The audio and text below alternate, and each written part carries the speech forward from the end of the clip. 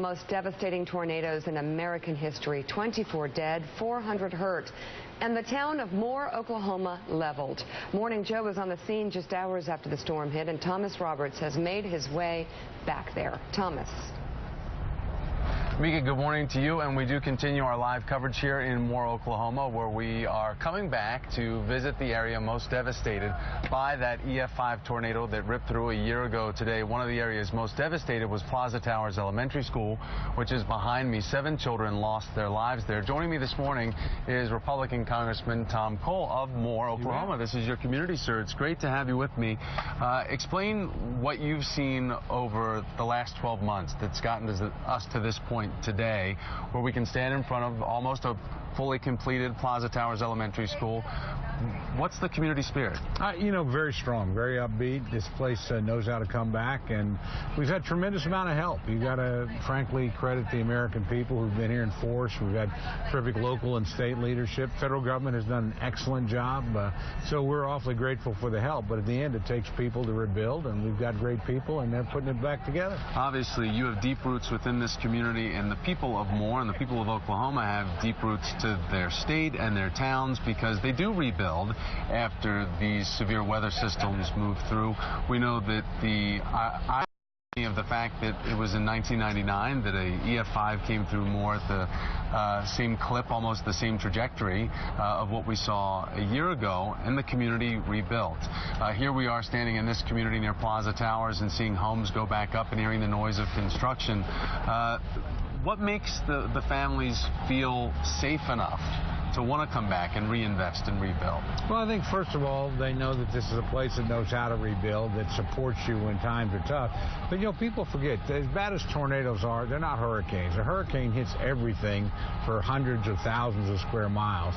These are pretty, they're pretty tightly circumscribed paths of destruction, 17 miles long, mile and a half wide. So, I've lived here through multiple tornadoes. My house has never been hit. I've been pretty fortunate. That's true of the majority of people, but when they come, if you're in that path, obviously it's deadly and dangerous. And when we speak about deadly and dangerous, here in front of Plaza Towers, 7 children lost their lives. This school did not have a storm shelter in place. It's coming back with a storm shelter, as I've heard, that's going to be built to resemble a classroom, so if the kids go into it, it's not too jarring to them. Right.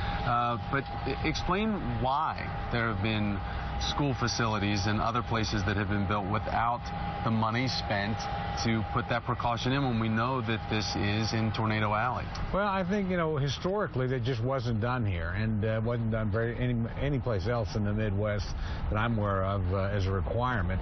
But we've gone from 2 shelters in schools to 10 in the last year. I think every school will have one pretty soon.